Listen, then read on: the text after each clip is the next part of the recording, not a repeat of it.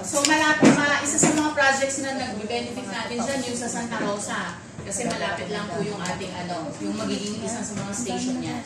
So isa po yan. Pangalawa, ito, yung ongoing na yung construction po ng pinakamalaking SM. Naalala niyo yung pinanood ako sa inyong video? Yung SM na ginagawa sa Santa Rosa, Tagaytay Santa Rosa Road. Yun po yung pag pumasok kayo ng Plaza na exit, going to Santa Rosa yung Calax. Pag tawas nun, ang tumbok nun, ito na po. Kahapon, ano po yan, ang tawag dyan, SM Yulo Premier. Yan yung pinakamalaking SM.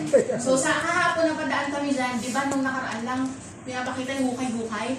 Meron na siyang mga 2 to 3 story na nakatayo. Ang bilis lang ng kanyang construction. So, kung pinakamalapit na project natin dito, ano po? Spring Homes, tsaka Alegria. Ayan, kasi yung ating Alegria nga ate.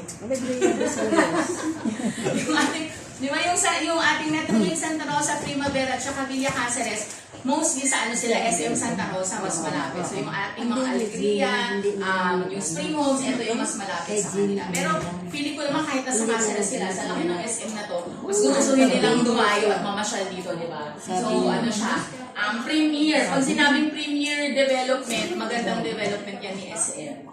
Next po, isa pa, ayan, yung New Valley Driving Range. Alam niyo po before yung may sinasabing New Valley, yung water park, yung ano tawag dun sa ginagawa, wakeboarding, ayan, wakeboarding. Ito na po siya ngayon, ginawa na siyang driving range. Okay? Next po, ito, nagtatayo na rin po na Mary Mart sa New Valley. So, isa na namang shopping attraction doon sa New Valley. Sama po, ayan, Shanghai Shek. Sino familiar sa Shanghai Shek? Chinese school siya. Saan meron nito? Sa Sa Manila. Di ba?